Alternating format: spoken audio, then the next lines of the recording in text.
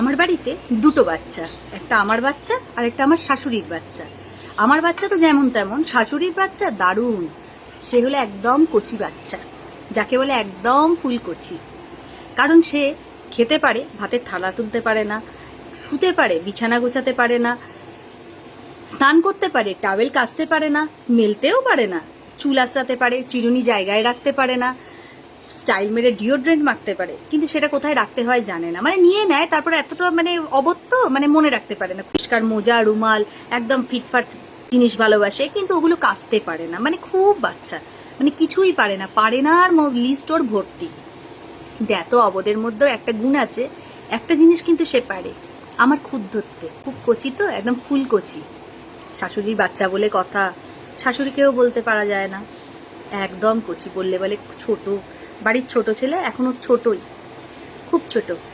আর আমি তো একদম বড় হয়ে জন্মেছিলাম।